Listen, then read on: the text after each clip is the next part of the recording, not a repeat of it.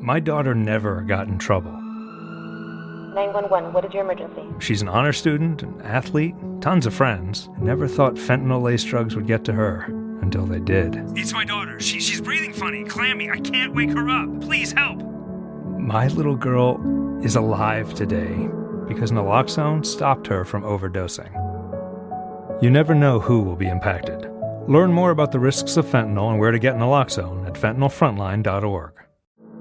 My daughter never got in trouble. 911, what is your emergency? She's an honor student, an athlete, tons of friends. Never thought fentanyl-laced drugs would get to her until they did. It's my daughter. She's breathing funny, clammy. I can't wake her up. Please help. My little girl is alive today because naloxone stopped her from overdosing. You never know who will be impacted. Learn more about the risks of fentanyl and where to get naloxone at fentanylfrontline.org.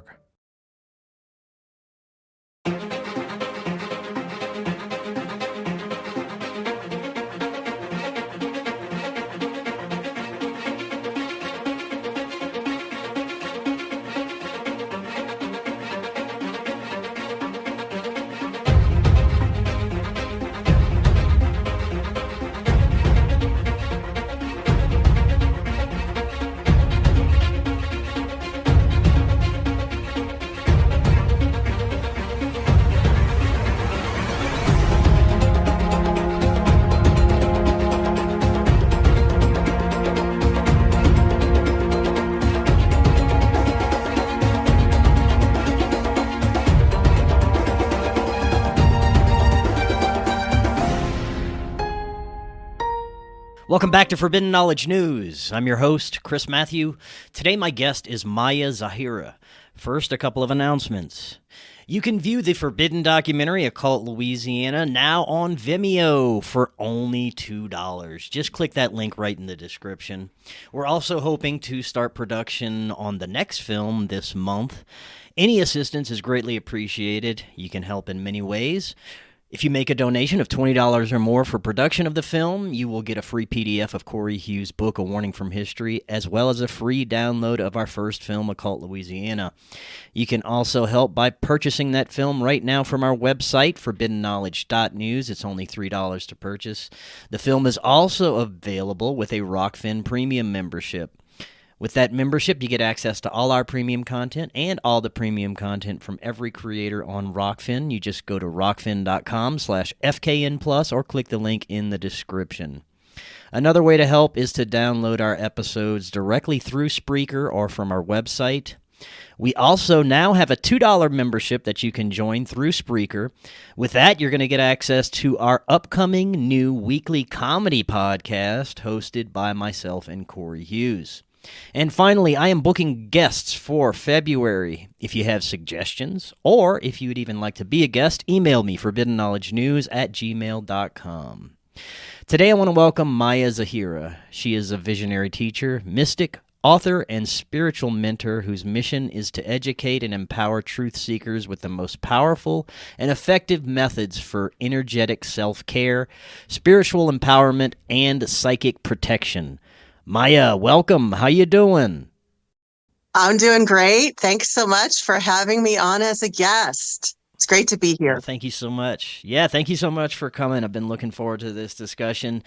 Today we're going to talk about something that affects all of us, whether we're aware of it or not, and it seems to be occurring at elevated levels lately, and that is psychic attacks and the negative parasitic entities that affect our reality in profound ways, as well as how to defend ourselves against these energies and entities. So we've got a lot to discuss today, but this is your first time on. Before we get too deep into this, tell us more about yourself and what led you down your path. Well, I just love everything that you just said, and I wanted to point out one thing that's so important. You said something about how everybody needs to know about this, and this affects everybody. And that's actually it's really true. And a common belief that people have is that if they don't dabble with the dark, if they're not messing with the dark stuff, they don't even need any psychic protection if they're focusing on love and light. So I'm really glad that you brought this up. This affects everybody on the planet. So a little bit about my history. Back in 2016, I went through a major experience, a major psychic attack. Up until that point, by that point, I had been working as a spiritual teacher in the feel-good spirituality fields for about 20 years. So I was teaching Reiki classes,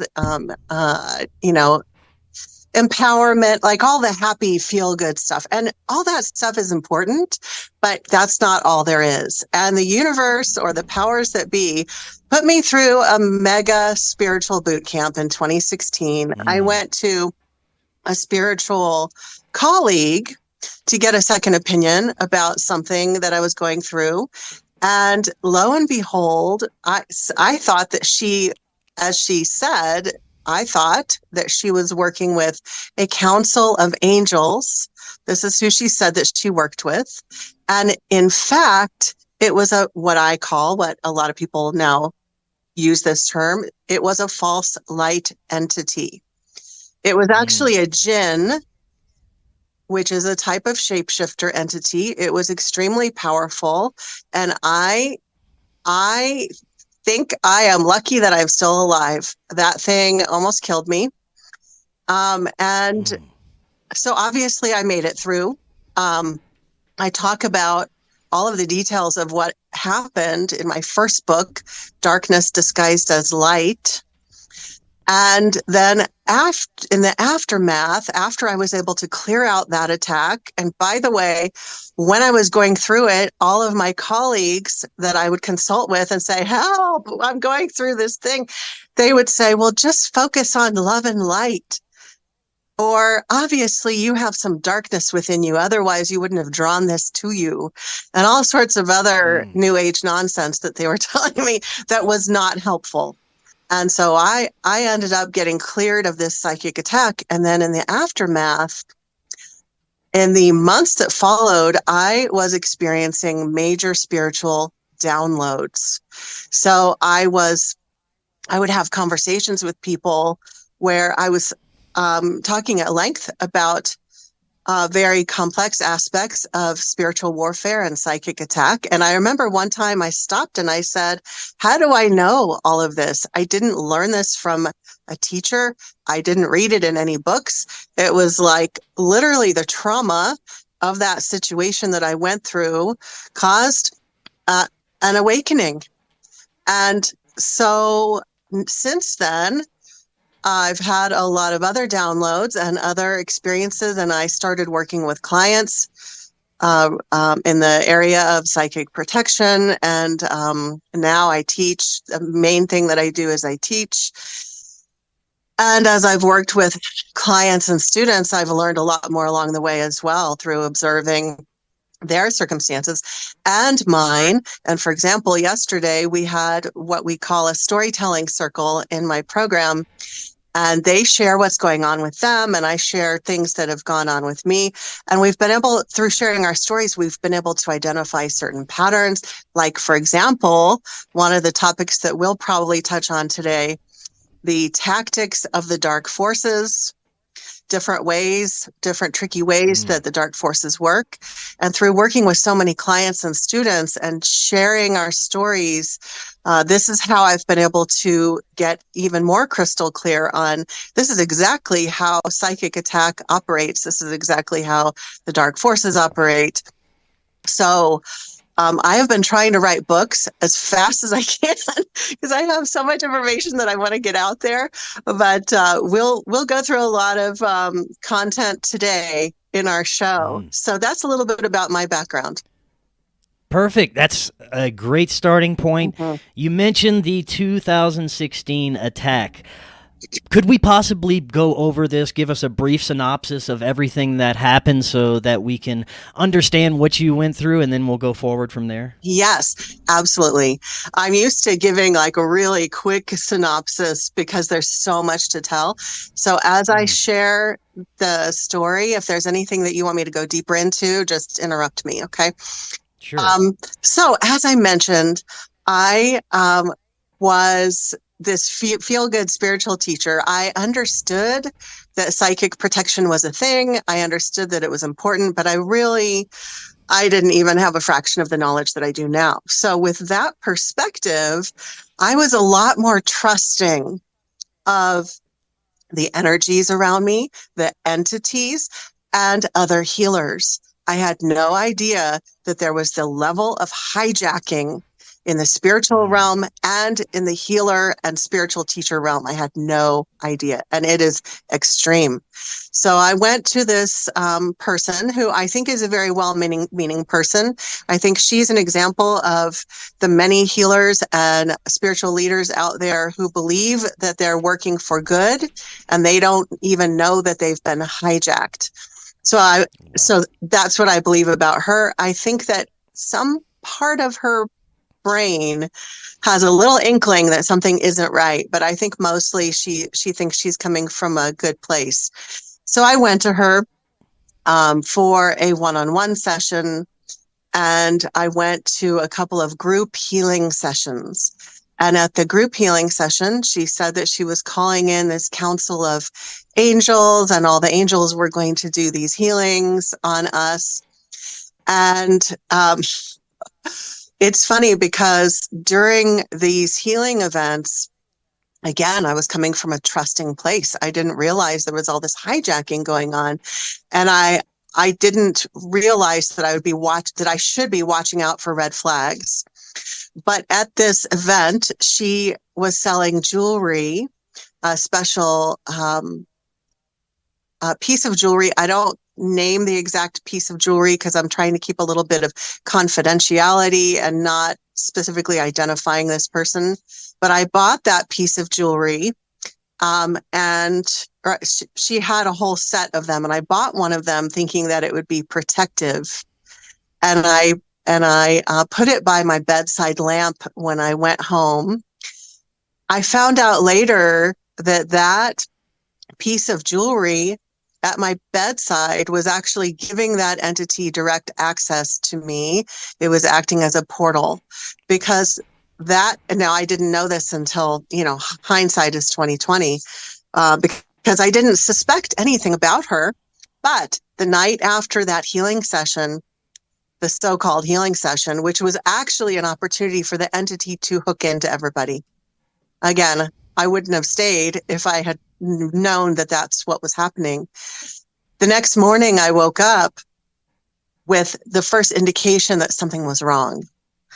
So I woke up, I opened my eyes, and there were entities all over the room. Now, I've been clairvoyant my whole life. I've been able to see things, but I don't just walk around the world seeing entities everywhere. There are people who do. I opened my eyes and there were fairies all over the room. There were elementals. I mean, it was just like Disneyland all over my room. And I was like, whoa, this makes me really uncomfortable. Okay, this needs to go away. So I said out loud, I'm not comfortable with you. You need to leave. Closed my eyes, opened my eyes. And oh my gosh, it was like all of that was still there. So after a couple of attempts, I was able to get it to leave. Now, I want to point out here, this was very confusing, but it wasn't until I learned about Djinn and how they shapeshift, that Djinn entities can shapeshift into multiple entities. This is how and why it shapeshifted into a council of angels, pretending to be angels. In my case, it showed up in my room and it was pretending to be fairies and elementals because I love nature. And so it was trying to get me to, be happy and let it and ask for it to connect with me. After that, I started to have other indications of psychic attack. I was having really weird nightmares. Fast forward, there were issues where the lights were flashing in the house. One of the nightmares that I had, I opened my eyes in the middle of the night and there was a demon standing by my bed. And there was also a sexual element to the dream that woke me up. And so there was a violation that occurred there. And again, in hindsight, I realized this was the shapeshifter the entire time. It was just shapeshifting into all sorts of things. There was another instance of missing time where I woke up at like 8:30 in the morning, decided to sleep for a few more minutes. So I went back to bed. So when I woke up at 8:30, it was sunny, bright day, kind of hot in my bedroom. Close my eyes, open them again, and I check my clock. It's 1:30 in the afternoon. The sky is dark. It's raining. It was like a time warp. Obviously it's possible that I could have weirdly fallen back to sleep, but it definitely felt very eerie. It felt like a missing time situation. Then things really ramped up when I realized that this whole situation started with that spiritual healer. So that's where I realized, okay, something is wrong, and this is coming from her, because I was contacting her to ask her to help me, and she wasn't responding. And there was this weird cat and mouse thing where, she would reach out to me, ask if I needed help, and then I would beg her for help because I was under attack. And just burning sage and visualizing white light wasn't working. And yet then when I would reach out to her, she would go radio silent. And I realized this is coming from her. I don't want to admit it. She seems like a really sweet person, but something is really wrong. Mm-hmm. So then this is the major part of the story. I reached out to someone who was a student of hers because I was very concerned. And I wasn't specific, but I texted this person and I said, I'm very concerned about this person that you're working with. I advise you to use caution. And I didn't go into any other details, but I was giving her a warning. That night, in the middle of the night, I was woken up in a very jarring way. I'm 1,000% sure that I was awake, not a dream. I was woken up because there was something that had grabbed my shoulders and like yanked me. Okay. So my eyes fly open and I see this plasma-like energy above me. And I found out later that the true form of Djinn is plasma. It's like fire. It's like electricity, a whole ball of like lightning electricity kind of plasma when they're not shapeshifted. And so I saw it in its true form. Again, I wasn't totally certain what kind of entity I was dealing with. I was still really confused. But here this thing is above me, and I hear its voice. And the voice is sent telepathically into my head. So I didn't hear it with my ears. I heard it as a booming voice. It went into my third eye and it boomed inside my skull. And it said, "Don't mess with her. She's mine." And then it reached into my physical body, in through my shoulders, and it yanked. It was trying to yank my soul out of my body. And I can tell you, Chris, that was the most terrifying moment of my entire life. I've seen ghosts my whole life. I've had a lot of weird experiences. I've seen demons before. I'm a pretty brave person, spiritually speaking, but that scared the crap out of me. And then I saw it shift from this plasma-like state. It spread out to where it had wings. It was like sort of like the impression of an angel, but not distinct. So remember, I didn't know yet that I was dealing with a Djinn. Mm-hmm. I didn't know that much about that kind of entity. So what I did, like any person who's scared out of their mind, I turned onto my side, put my hands over my head, my arms over my head, and I was hyperventilating. and I was sobbing and crying. And it was a couple of hours until dawn, and I stayed that way. And my window was open because the weather was nice. And I remember hearing my neighbor outside and thinking, she's thinking that I'm having a breakdown, because I was for 2 hours freaking out and crying. I was too afraid to move. Again, I don't usually respond to spiritual events like that, but it was terrifying, especially because I didn't have the knowledge about what kind of entity I was dealing with. I thought, was that an angel? Do angels do that to people? What the hell was that? And like I've mentioned before, it wasn't until hindsight that I was able to look back at everything, put the pieces together. And then really what it took was for me to have additional encounters with Djinn through clients and in my personal life a couple years later, where I was able to completely verify and validate this is exactly how they communicate. This is exactly what they look like. This is how they feel. And it really took that additional validation, because I'm an open-minded skeptic. Even if I've had an experience, I really am not going to say with certainty that I know exactly what it was until I've had more evidence. And I did. I had additional encounters with other shapeshifters, with other Djinn. So it was pretty intense. Now, how ultimately did you relieve yourself of this entity? Yeah, so it took a few weeks, but obviously burning sage wasn't working. I'm laughing about the sage because I did a video for some of my students, and I was demonstrating how to burn. It was like, very basic 101 video, and I was demonstrating how to burn sage and stuff like that. And then I watched the video afterwards, and the Djinn showed up on the video. It actually was over my shoulder, and you saw this like energy form over my shoulder. I was so mad. Wow. I was like, that dude was messing with me and saying, oh yeah, you think sage works? No, it doesn't.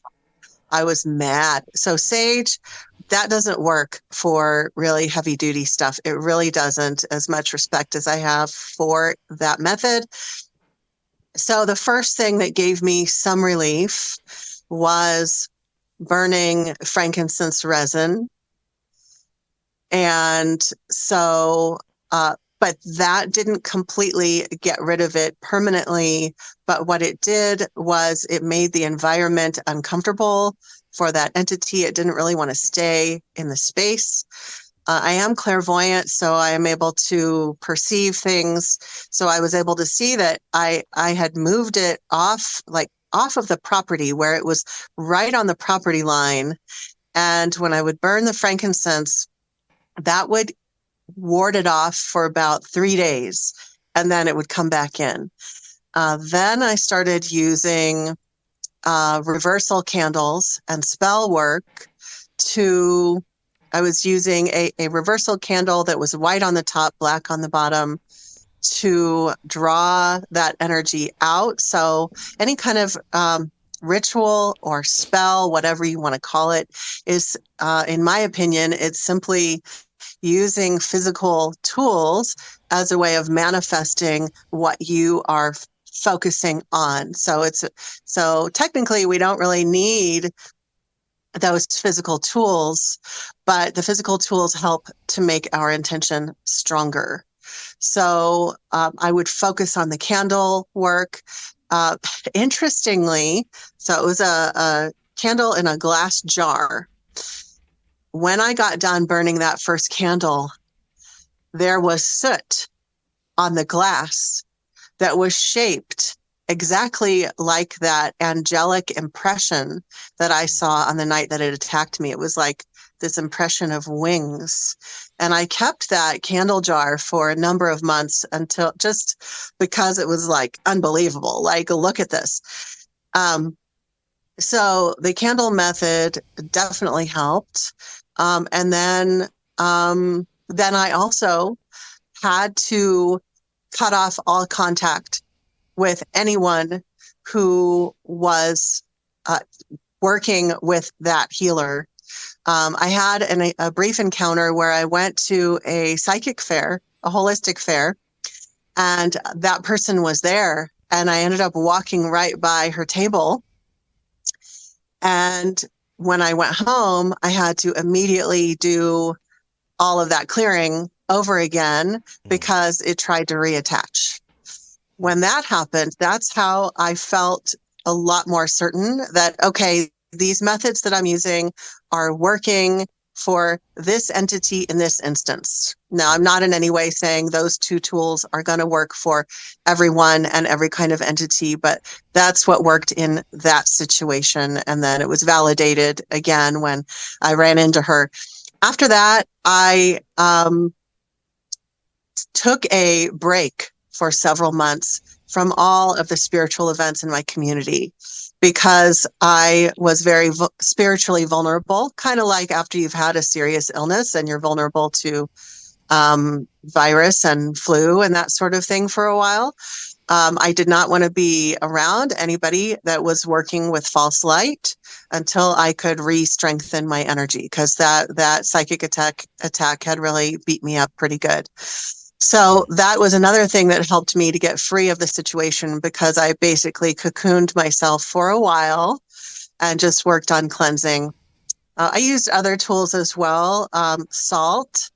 It seemed a lot of people think this is really weird, but I would put salt under my pillow, just loose salt. And it can be a little bit weird if it ends up getting, under you when you're sleeping. But salt helps to disempower spiritual energies. They have a harder time passing through that energy.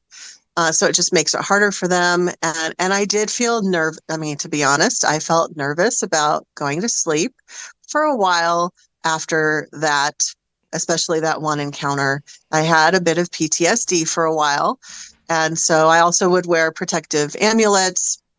I would use frankincense essential oil. I would anoint myself with it and say prayers before I would go to sleep. All of that helped me. It helped protect me, but it also helped me to feel safer so that I could be comfortable enough to sleep. Right on. Well, let's get into the different types of negative entities and how we could become aware if there is something attempting to or even attached to us. Okay, those are two great questions. So I will go through the list of different kinds of entities. Obviously, this is not an exhaustive list. There are infinite number of entities out there, especially if we get out, expand into aliens and that sort of thing. But I'm just going to kind of keep it basic here for time's sake. So the first type of entity would be a demon. And this is a negative entity that is specifically of the demonic race.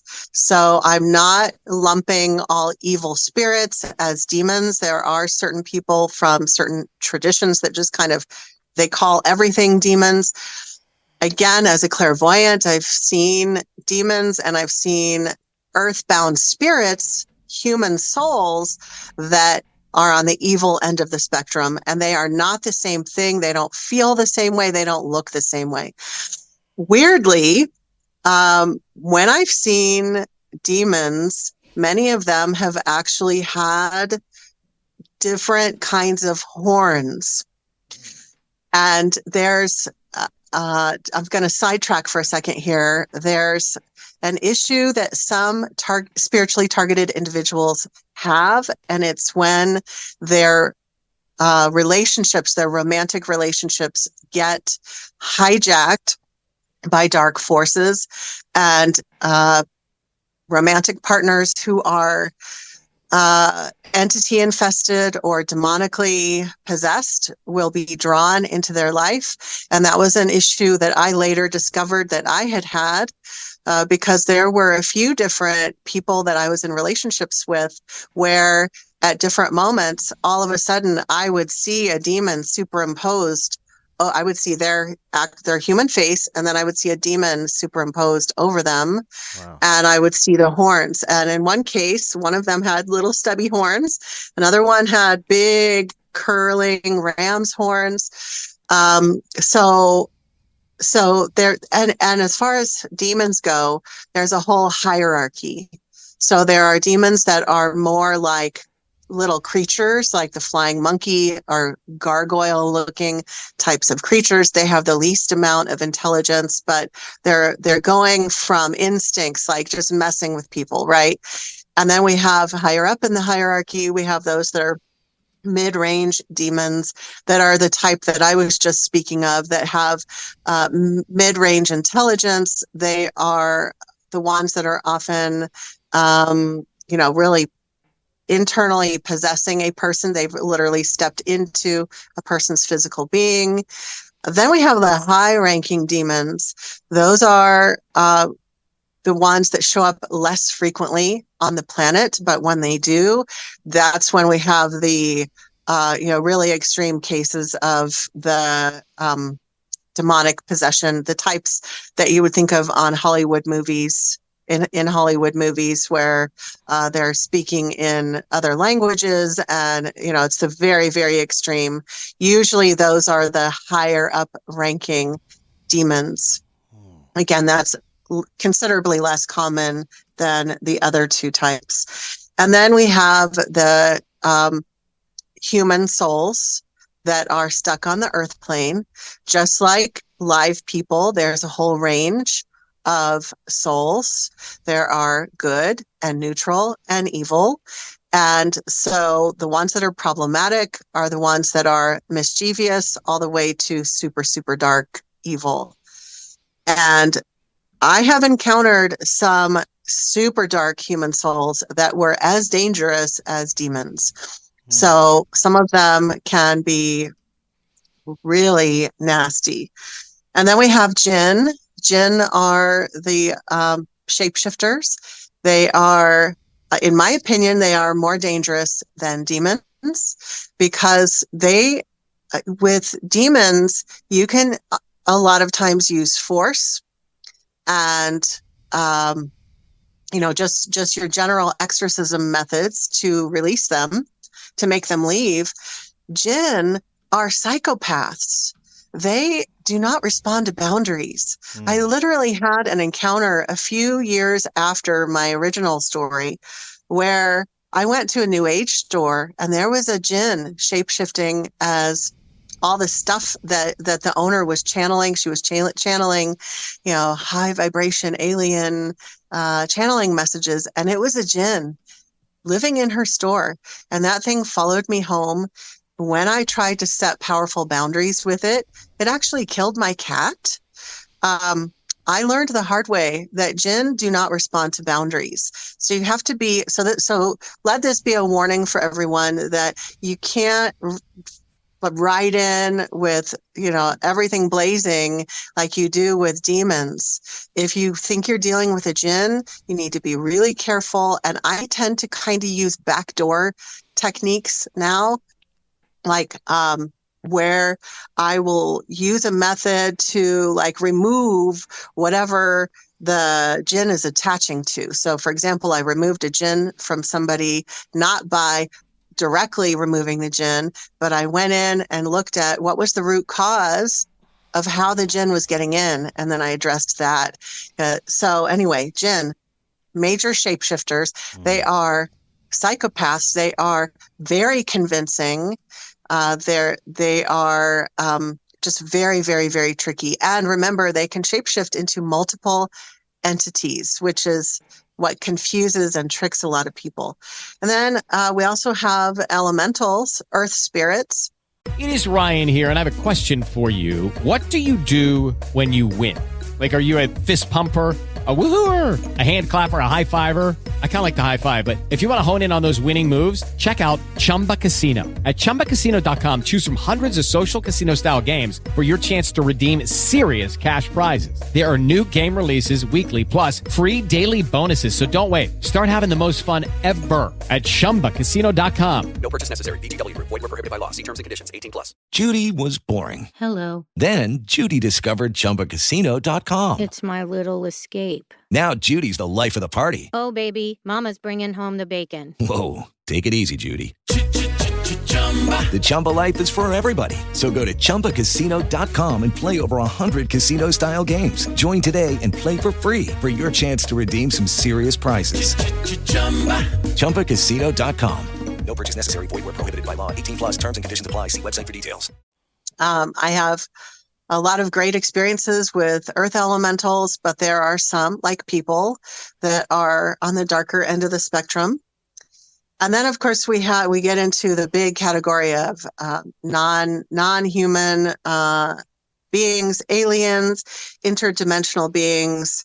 And then I should also mention there are different kinds of entities that are parasites that are microscopic entities, as well as worms, insects, spiders.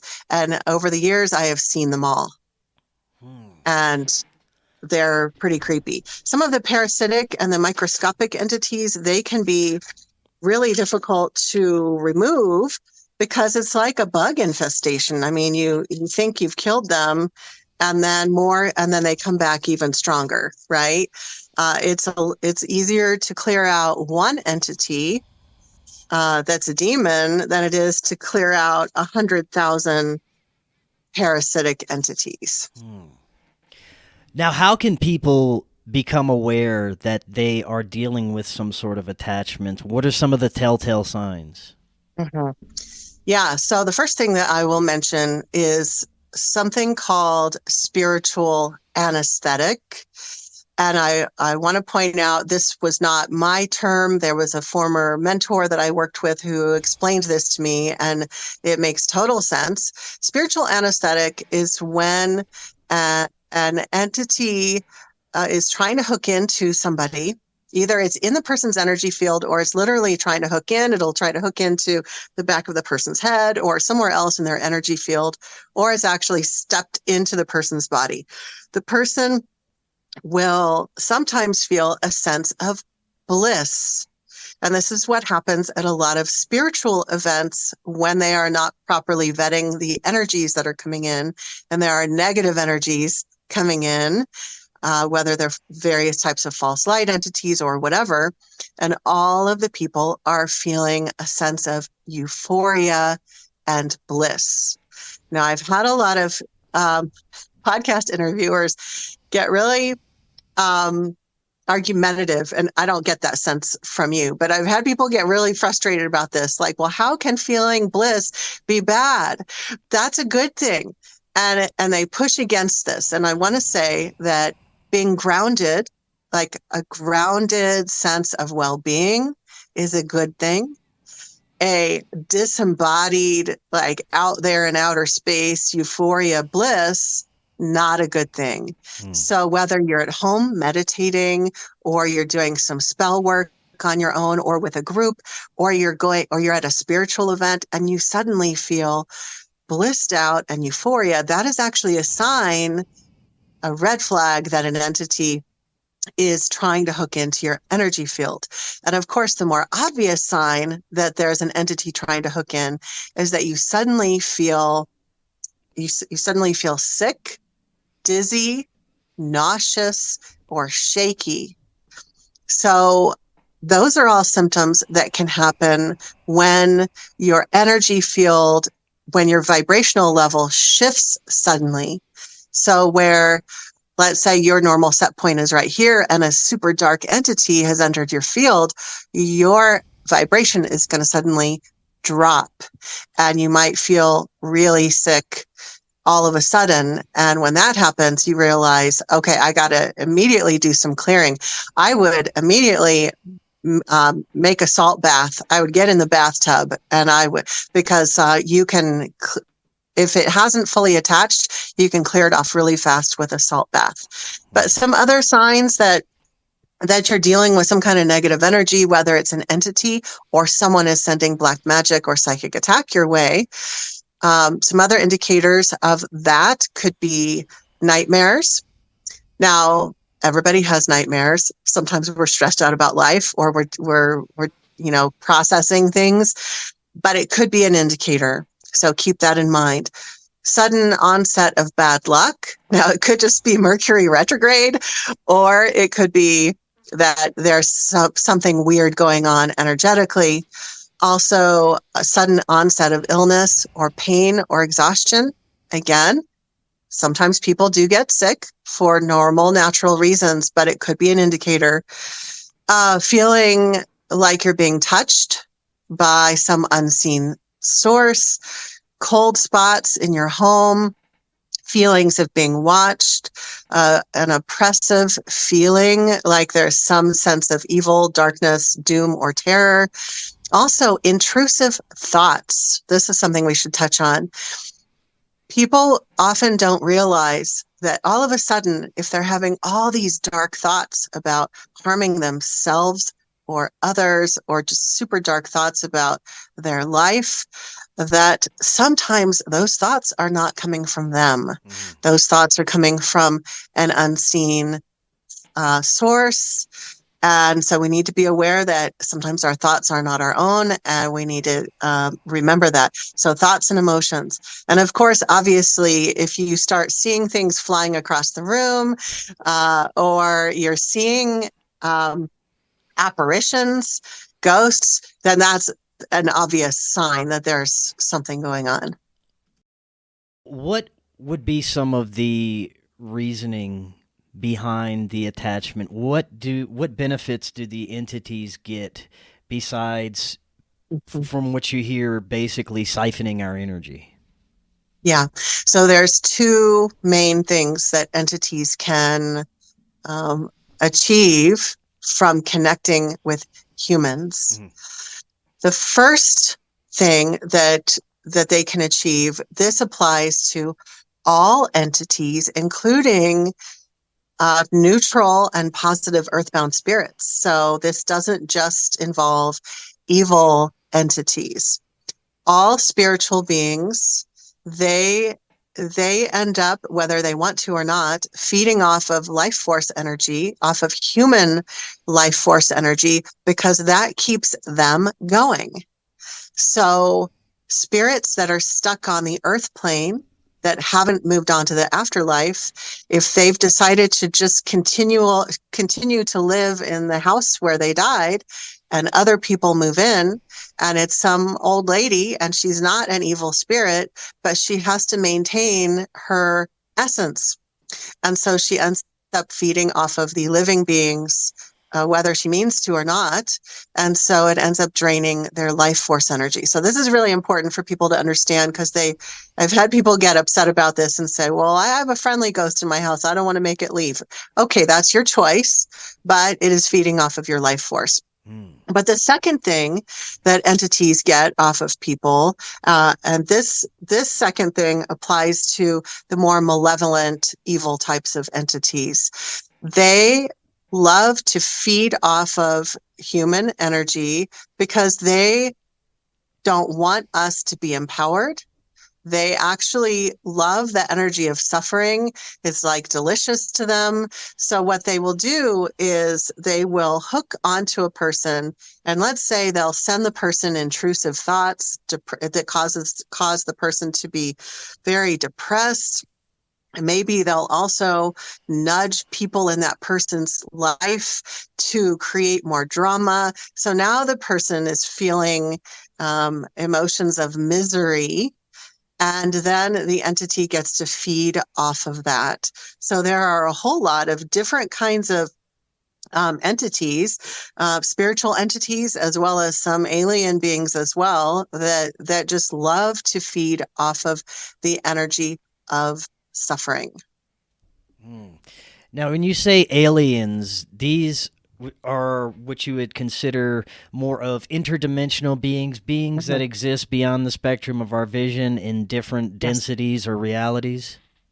Yes, exactly. Now, I will say aliens are not my specialty, but it's like it's impossible to work in this field and not end up having alien encounters with people with clients who are dealing with this. When people are spiritually targeted and their energy is so vulnerable, a lot of times there's a fine line between people who are, let's say, having abduction experiences and having demonic or other kinds of experiences.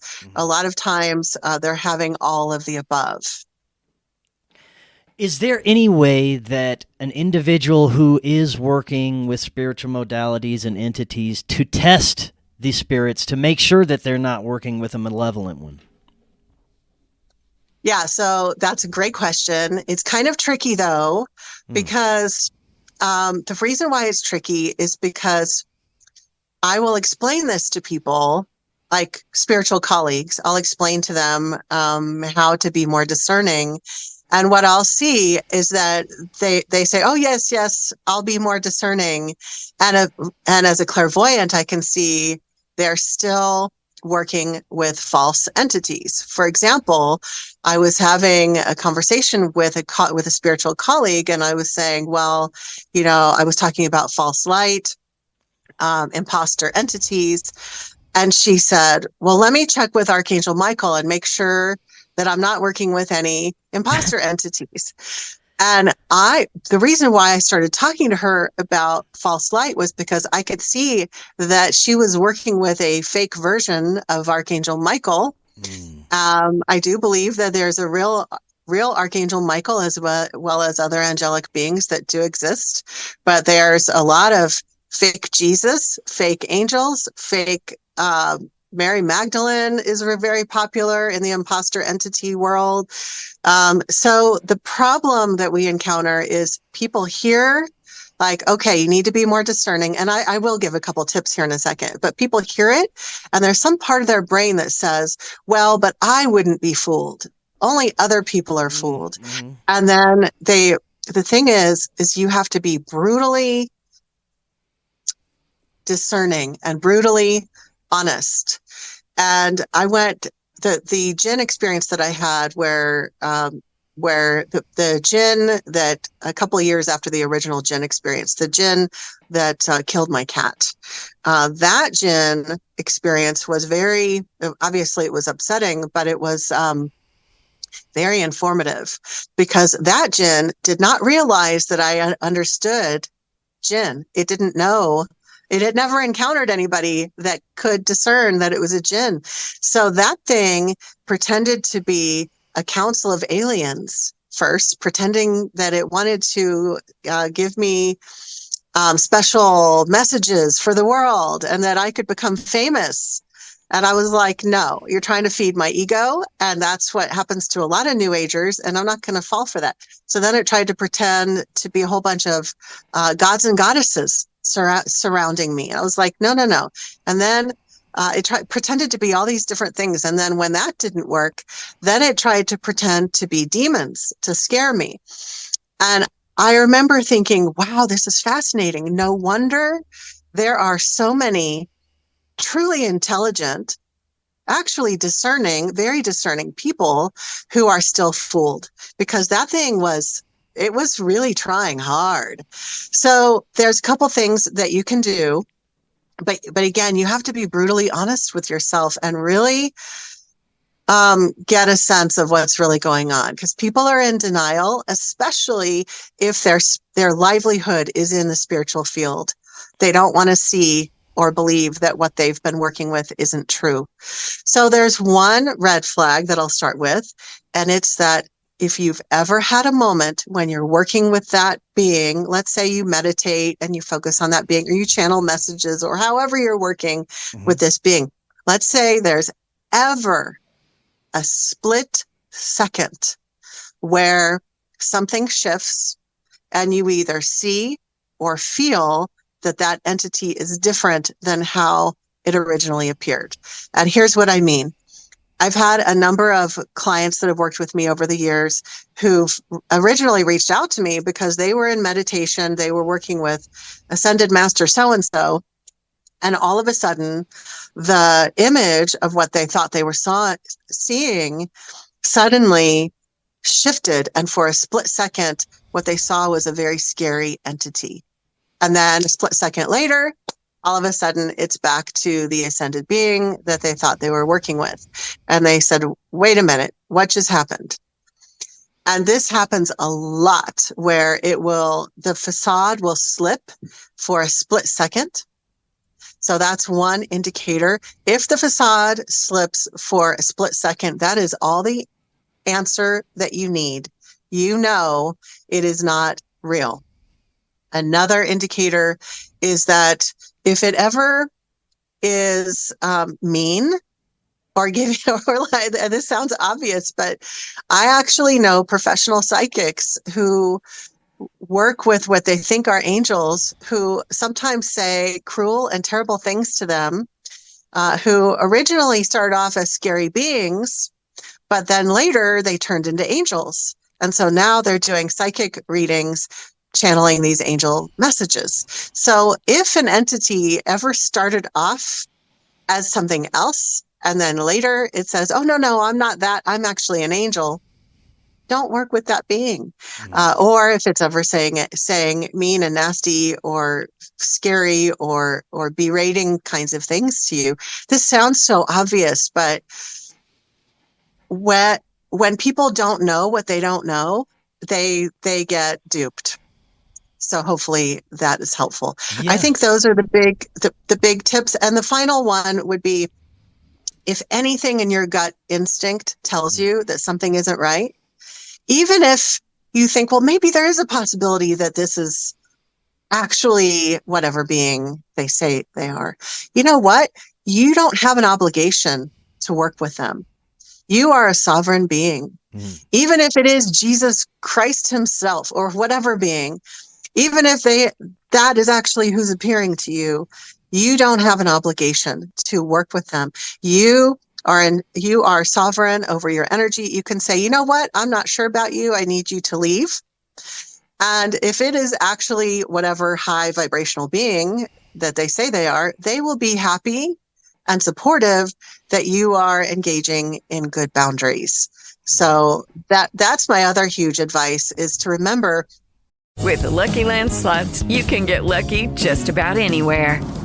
This is your captain speaking. We've got clear runway and the weather's fine, but we're just going to circle up here a while and get lucky. No, nothing like that. It's just these cash prizes add up quick. So I suggest you sit back, keep your tray table upright, and start getting lucky.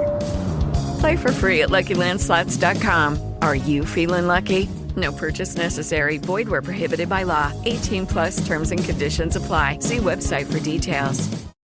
These beings are not they don't have power over you. They're not more powerful than you. You don't have an obligation to work with them.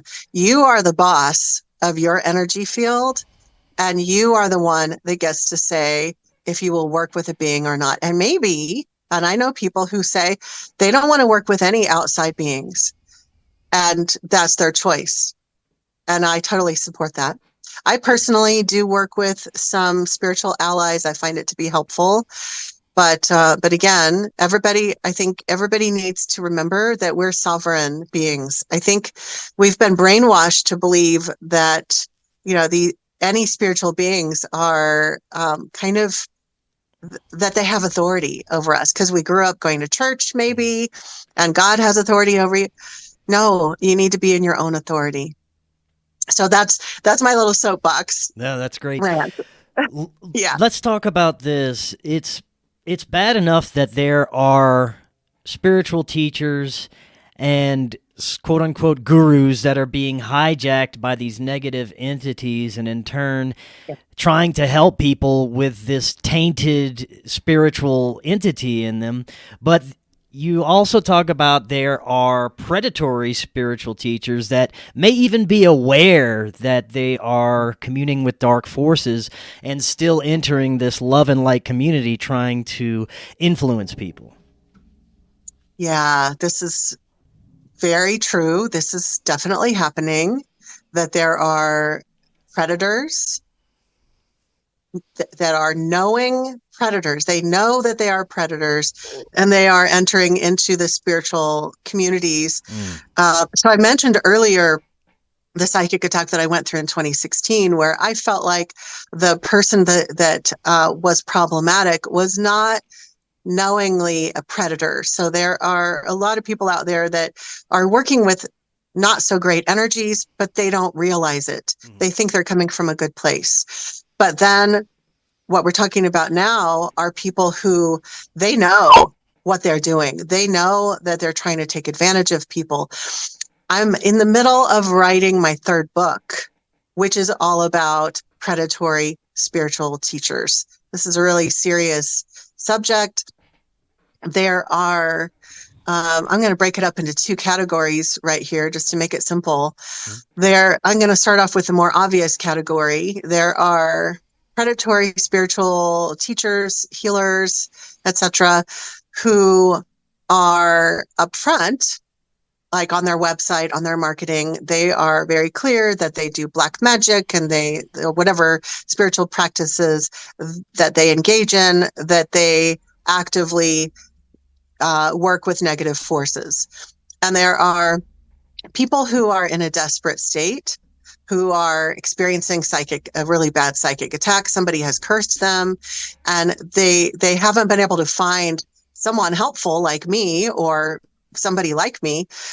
So they reach out, they find this website of this black magic practitioner, thinking maybe this person will be able to free me of this curse that this person has sent my way. And they hope that this magician or practitioner of whatever path is going to help them.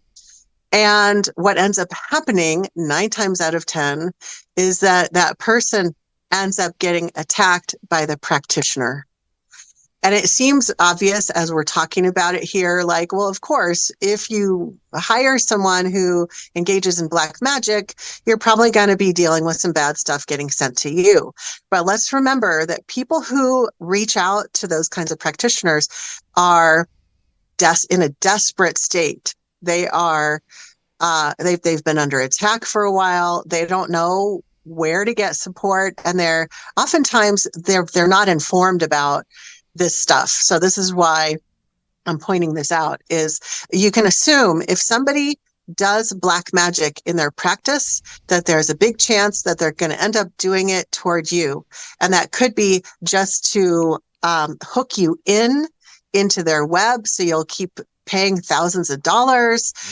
Or if you try to disengage from them, then they send an onslaught of demons or whatever your way to punish you. There's all sorts of insane stuff that people have gone through. And I've helped a ton of people, a ton of clients. This is how I know about this issue, is I've been privy to all these stories of people who've reached out in desperation, and they've reached out to predatory people. So that's the first of the two types. It's like they're obvious. They are very clear on their website and on their marketing that they work with dark energies. But then there are perhaps the even more insidious ones who put forth an image of being love and light. And I've actually worked with a lot of clients who have gone to, let's say, angel healers. I know a few people who went to a particular, quote, angel healer who was doing Reiki and all these other things. And meanwhile, she was actively working with dark forces. Some of her clients were coming to me for help because she was psychically attacking them. They were hearing her voice telepathically in their heads. They were having terrible nightmares. Whenever they tried to stop working with her as a client, she would attack them even harder. And it was crazy. So that was when I first started to learn about this imposter type of healer who puts themselves forth as love and light. And meanwhile, they actually are working with dark energies, whether it's demonic forces or other types.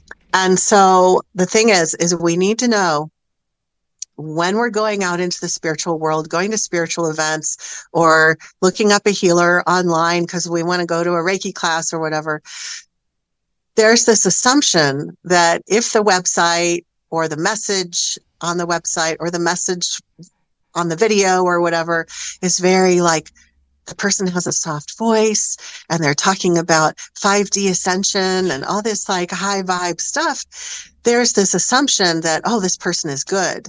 And they're immediately, we think that this person is safe.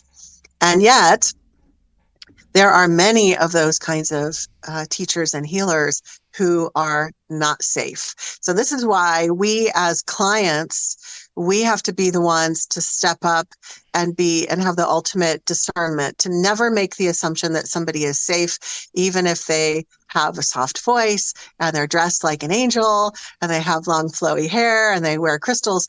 That doesn't mean that they are safe. We have to really depend on our spidey sense, our gut instincts, and we can always test the waters along the way. We can say, well, I'm thinking about working with this healer, and maybe I'll go to one of their group offerings and see what it feels like. So we don't have to dive all the way in and make 100% commitment. And then if at any point in working with them, we realize that things are not on the up and up, or even if we suspect, we have the right to bow out. For example, if you go to a spiritual event and you're like, you know what, something feels really off about the energy here. Even though you don't have proof, even though you're not exactly sure what negative is going on, if something doesn't feel right, trust it. You're better off to just go ahead and leave. If you want to make an excuse like, oh, I forgot I had a meeting, I got to go somewhere, and remove yourself from that environment. As soon as you remove yourself from that energy, you'll likely get more clarity on what was going on. So it's better to trust your own discernment first and foremost. Excellent. Now, for the last few minutes that we have, let's discuss some techniques on how people can defend themselves against psychic attacks. Absolutely. Okay, so a lot of people are looking for quick fixes, and I get that. That's kind of our society, our culture. We think, we should be able to do something once, and then that fixes the issue forever.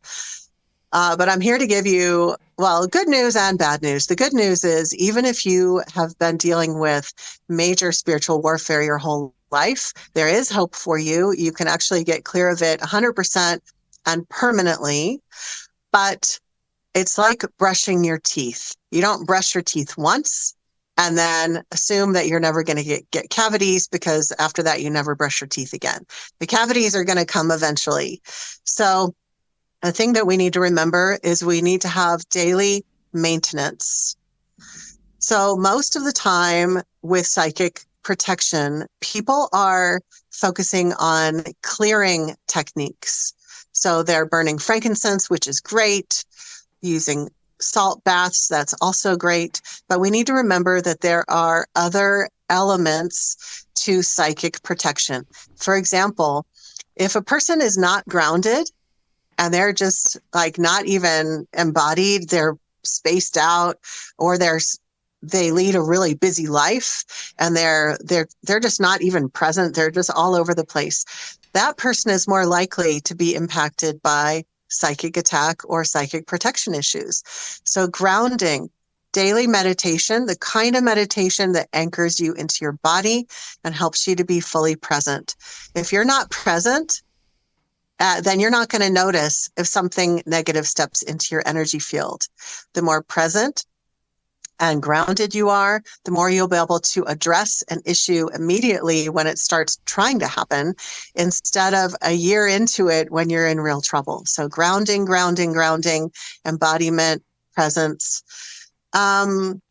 Then we also would benefit from engaging in activities that are going to strengthen our energy field. So this could be spending time in nature, doing qigong, yoga. Like there's so many different ways that you can strengthen your energy, doing toning, like Om and things like that. That helps to strengthen your energy field. So again, pointing out a lot of people are focusing on cleansing, and they're not doing anything to ground or strengthen their energy field. So you've got to ground, you've got to strengthen, and you can also cleanse. And lastly, we want to address any root causes. So let me give you an example of root causes. Let's say somebody's in a relationship and their partner is very infested with dark forces. The person could be doing tons of clearing and psychic protection work every day, but if they're still living with and having intimate relations with somebody who's demonically infested, that's just not going to work. So they have to make some changes in their relationships, and really be honest about any other activities they're engaging with in their life that might be allowing those negative energies to stay. And another root cause could be past trauma. If someone has had a lot of past trauma, then they are more vulnerable to psychic attack and entity issues. And so, you know, it can take a lifetime to heal our past trauma, but we need to be committed to doing our inner work, doing our shadow work, doing self-healing work. And so that's part of our daily routine, is working on yourself. So coming back full circle to remind everybody, just one time burning frankincense isn't going to always keep you safe. You need to work on yourself. It's a very holistic approach. And I literally have worked with a lot of people who when they first started working with me, they were under major attack and had been for many years. And they were able to get 100% permanently clear of their issues, working with me for a whole year. And because they would work on all of these different layers that we're talking about.